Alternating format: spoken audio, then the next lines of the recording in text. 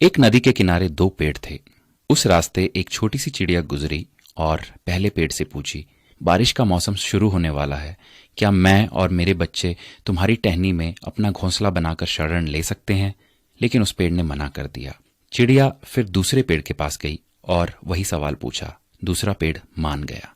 चिड़िया अपने बच्चों के साथ खुशी खुशी दूसरे पेड़ में घोंसला बनाकर रहने लगी। बारिश का मौसम आया और एक दिन इतनी जोर की बारिश हुई कि नदी के पानी का स्तर और तीव्रता बहुत बढ़ गई।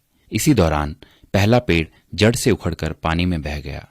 जब उस चिड़िया ने उस पेड़ को बहते हुए देखा तो कहा, जब मैं तुमसे अपने और अपने बच्चों के शरण के लिए आई तब तुमने मना कर दिया था, तो अब देखो तुम्हारे उसी रूखे बर्ताव की सजा तुम्हें मिल रही है।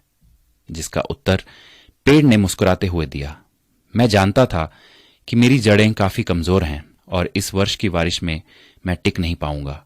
मैं तुम्हारी और बच्चों की जान खतरे में नहीं डालना चाहता था। मना करने के लिए मुझे क्षमा कर दो। और ये कहते कहते पेड़ बह गया। किसी के इनकार को हमेशा उनकी कठोरता ना समझिए। क्या पता उनके उसी इनकार से आपका भला हो। कौन किस परिस्थिति में है हम शायद उसे ना समझ पाए, इसलिए किसी के चरित्र और उनकी शैली को उनके वर्तमान व्यवहार से ना तोलें। प्रभु भी यही कहते हैं कि एक मनुष्य दूसरे की सोच और विचार को नहीं समझ सकता।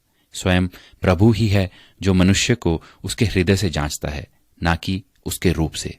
तो आइए दूसरों के बारे में ऊंच नीच से ना सोचकर सबको प्रेम और भाईचारे की नजर से देखने का प्रयास करते हैं।